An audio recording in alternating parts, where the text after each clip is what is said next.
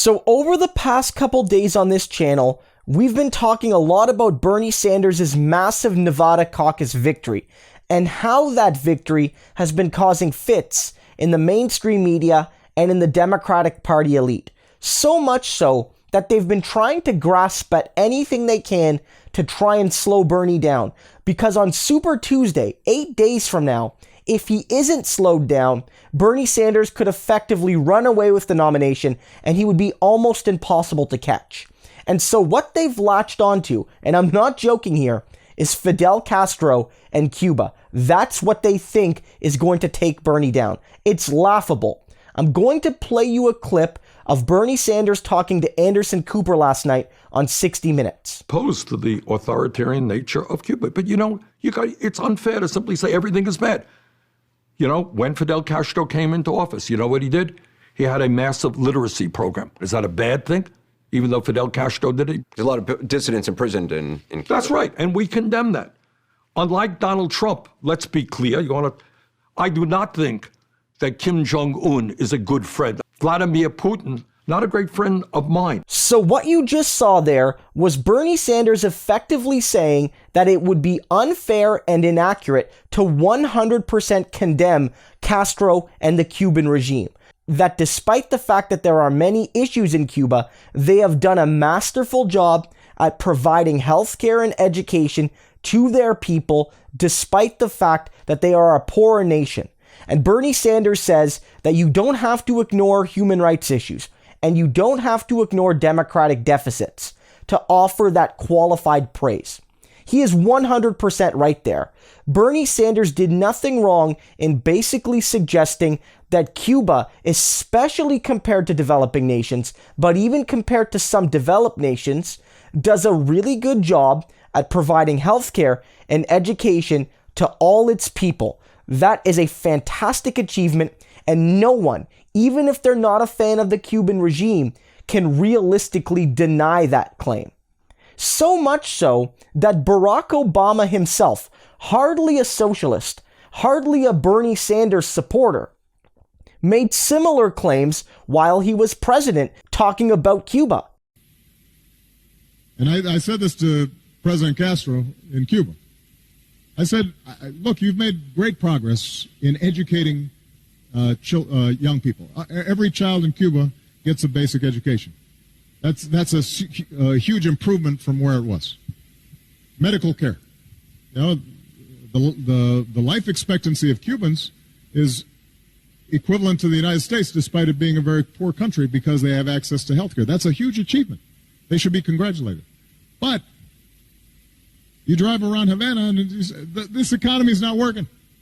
So what you see is Barack Obama basically saying that Cuba has issues. You might agree or disagree with Obama's characterization there, but Cuba has issues. But despite the fact that they have those issues, they offer a level of healthcare and education that many poorer nations simply do not. And Obama is very honest in noting that despite the fact that Cuba is a poorer country, a far poorer country than the United States, life expectancies between the two countries are very similar because in Cuba, people have reliable universal access to decent health care. So this story is such a nothing burger to me. What Bernie Sanders has said is what any fair-minded critic of Cuba would say, which is that the country isn't perfect. It has many issues, but compared to its neighbors, and at times compared to some of the richest countries in the world, no one really does it better at providing as a universal right healthcare and education to all of its people. And if anything, I would say Bernie Sanders didn't offer enough praise to Cuba. That's my personal opinion. Because here's the thing. It's not just that Cuba as a poorer nation has offered people such universal quality access to education and healthcare.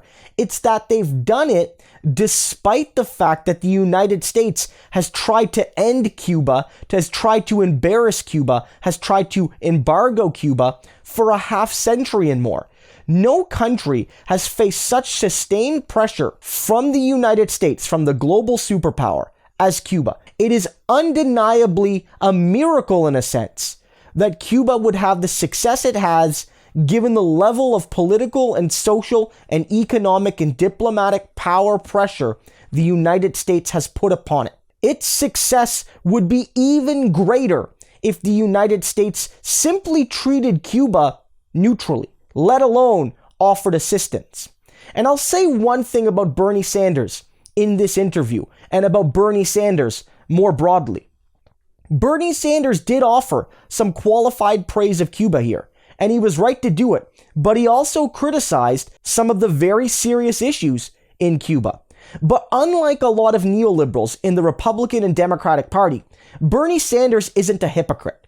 Bernie Sanders said some good things about Cuba and some bad things, but many of the American critics of Cuba utterly ignore other Southern and Central American nations that are backed by the US who have far worse standards of living for its working and middle class people and often suffer from severe democratic deficits and human rights issues. And those countries will be praised or ignored because they are capitalist nations with leaderships loyal to the American empire and with leaderships that basically allow American and international corporations to run ramshod over the environment and over the people in those countries.